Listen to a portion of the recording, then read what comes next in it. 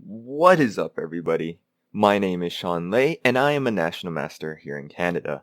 Today we have another episode of the Scotch Gambit, Part 2, in which I will be teaching you the full, amazing opening that I still play in my daily, monthly tournaments that I still play competitively today.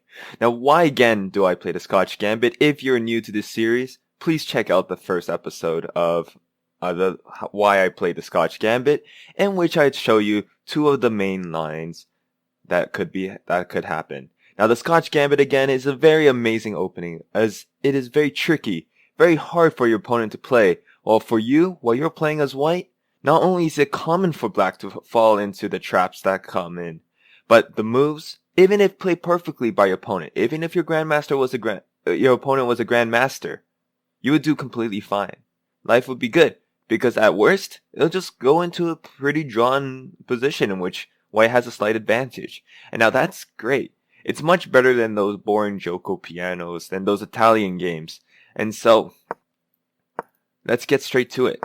So the Scotch Gambit, instead of the Bishop c4, Bishop e5 from last episode, or that I showed you guys last episode, we're going to have this. We're going to have him captures here, and then we play here. Now, last episode, we learned about Bishop e4 check, and we also learned about Bishop e7. Both are not the best moves. Now, this episode, I'm going to be teaching you guys one of the main lines that could happen, and that's knight to f6. Now, knight to f6 is the main move, but that doesn't mean if your opponent plays it, he's out of the woods. Because after knight f6, you have this move, pawn to e5. One of the goals in chess that you guys should probably play for is, try to make your opponent sad when they're playing a chess game, right? Because the more that they're upset or sad, or you put pressure on them, the more likely they are to make mistakes. Now, I'm not going to ask you guys to pause the video here, but I want you to think what the best response here for black. What if you were playing the black side on this position? What would you play? Would you move the knight here? Would you move the knight there? Would you move the knight here? Would you move the knight back home? What would you play here? Now, let's go through the lines, alright? Let's say your opponent plays, first of all, let's go through the very bad move, queen e7. What do you do after queen e7? Well, there are a lot of moves. You could defend your pawn, or I like to just play castle. Now, castling has a very simple idea. If your opponent takes, and then takes, well, you can play rook e1. And now, that pin is pretty dangerous. Because if they play knight here, you can play f3. If they play d5, you can just take, right? And after queen takes, rook takes, and like bishop e7, these positions, oops, you can't take there because of that. So you're going to have to play something like c3 and try to exploit this pin. And then no matter what your opponent does, you'll get your pawn back. And not only that, his king still in the center and it can't move because, as you can see, this is happening right there, right? And so your position is quite good.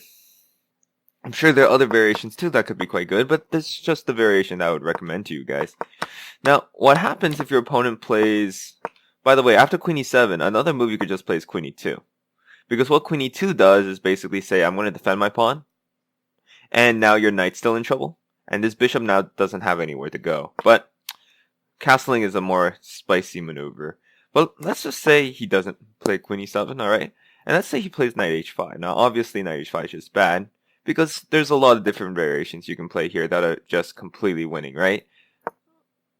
This move is pretty good because the idea is you're threatening this, and not only that, you're threatening the knight. So even if he captures here, you could do something like this.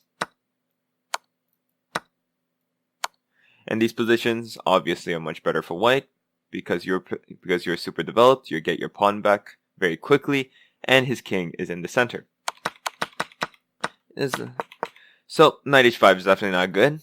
And if your opponent plays knight g8, well, what was the point of this then, right?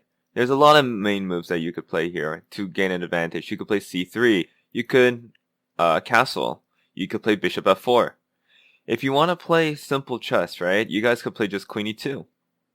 And ask your opponent, what are you trying to do? Where are your pieces going? Where's this bishop going? Is it coming here? If it goes there, is it really doing anything? Let's say we castle. and he plays like 97. Do you remember from last episode? This move, except it's even stronger now because knight can't capture here. And if he castles, you guys remember this? Deadly. Your opponent can't do anything to stop either the loss of material or checkmate. As you can see right there. Another key idea in the Scotch Gambit is a lot of these things that you guys will see is that a lot of the ideas are transferable among what your opponent plays. Now, obviously knight g8 is not good. So the two main lines that you might think are probably knight there, and both are decent. If knight comes here, you have to play queen e2 here because your opponent wants to play d6. If they play d6 now, well, it's just they're just gone because it's a discovered attack. But they might play something like queen e7. You play bishop f4. d6 is the main move. Any other move pretty much gives black a terrible position. Let's just say b6. You get to play h3. Knight has to go to a very bad square. You could just take it, castle, and get to a really good position. Or, if your opponent plays the main move d6, you just capture. Queen captures here, check. You can capture with the king or bishop. I like this better. Bishop captures, pawn captures. You can play knight bd2 with the idea coming here, capturing this pawn back and playing against your opponent's weak d6 pawn. These positions, completely good for whites. And that's the main line if your opponent plays knight g4. But what if your opponent doesn't play knight g4 and plays this one? Again, you could play queen here, you could play c3, go for gambits. I recommend just castling and putting the rook on e1. If d6, you play here. Attack the knight. Where's the knight going? It could come here, but then boom. Discovered attack against the king again. So you can't play d6, obviously. But what else do you play? You can play knight there, a bishop there, which seems good. But all of a sudden, your piece might get trapped after rook e1, right? After rook e1, you might have to play d5. You could capture, queen captures, and I don't know. Do you have something like this, which is a peculiar move. It's a good variation though because, as you can see, if pawn captures, you capture his queen, and if knight captures, you capture here, and you capture back here with a very strong center. What does your opponent do? Bishop here, you capture, right? And now you have a pretty good strong center in here. But you don't even have to play this. You could always play simple moves like bishop b5, bishop d3. Play simply. And your position will be fine.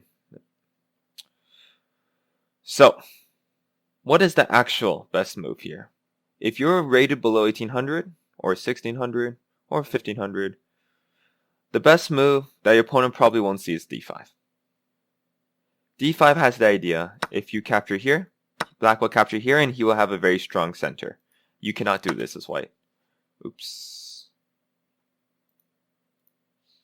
Let me go back.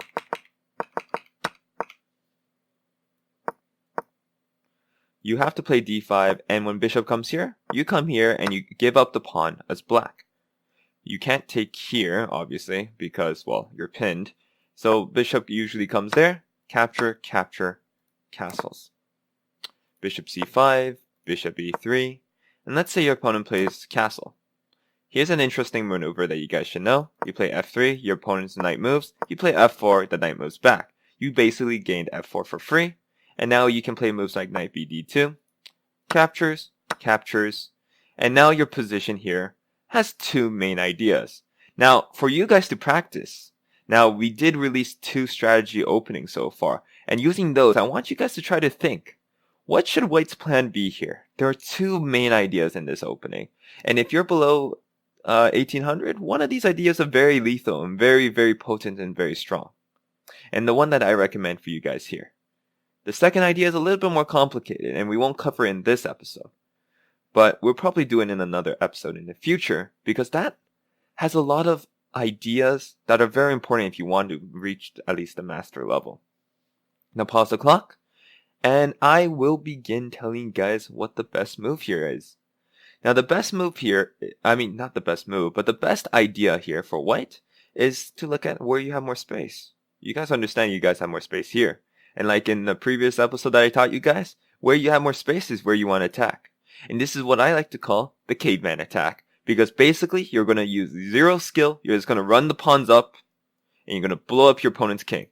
Let's say your opponent's doing some, I don't know, moves like rook b8. You can play c3 defending your pawn. Let's say they play rook e8, trying to stop you from playing f5, f6. Well, you can play moves like h3, g4. Can you even play f5 immediately? It's possible, because if he captures here, well, you might have a lot of compensation for the pawn, but there's no need to do that. You could prepare things like rook f3, right? Play rook g3, queen e2, queen here. And the idea of this is that, look at this bishop. It's a bad bishop because it's locked in among all its pawns. And this bishop doesn't really do much. If it ever captures here, guess what? We have complete control of the dark squares. f5, e6 is an idea because, look, we're attacking very important pawns. Whose bishop is a lot stronger?